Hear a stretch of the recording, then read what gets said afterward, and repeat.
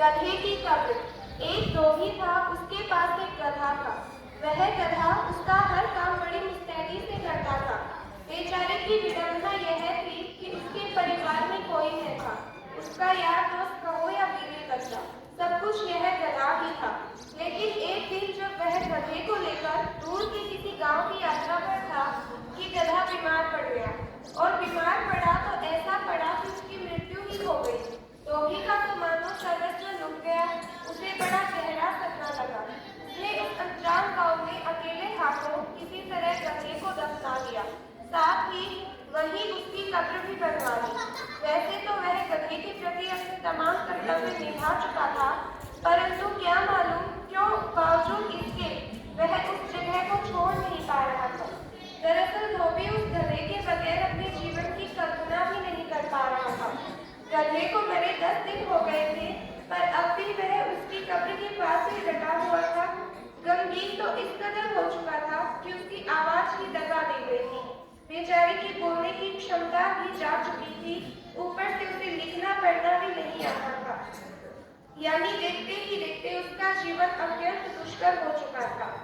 खैर, इधर धोबी तो कब्र के पास ही आंसू बहाता रहा और उधर धीरे धीरे कर इस अनजान गांव में धोबी के रुदन की खबर फैल गई।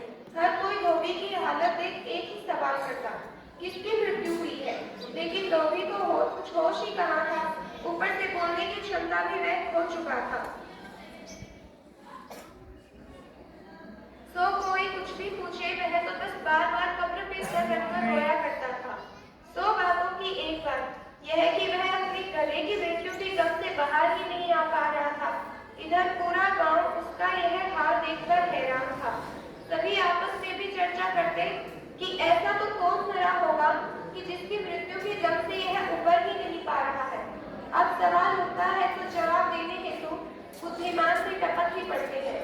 बस ऐसे ही एक बुद्धिमान ने अंदाजा लगाते हुए गांववासियों से कहा कि जरूर किसी महापुरुष का इंतकाल हुआ होगा, तभी बेचारा इस कदर गमगीन है। बात सबको जच गई। फिर क्या था, देखते ही देखते चलना उगाकर वहां एक भव्य मजार बनवा दी गई। बात आसपास के गांव में भी फैल गई। फिर तो माजरा ऐसा जमा कि एक तरफ बेहोश धोबी रोता रहा और दूसरी तरफ मजार में आने वालों की भीड़ बढ़ती गई।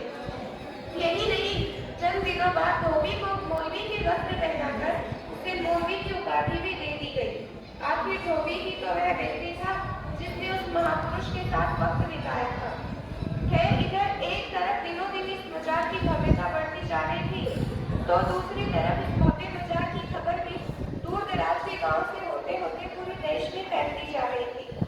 अब तो दूर दूर से लोग वहां दुआ मांगने आने लगे थे। यही नहीं, मजार के चारों ओर भव्य बाजार भी खुल गया था। बाहर एक गधा और बाहर इसका भाग्य।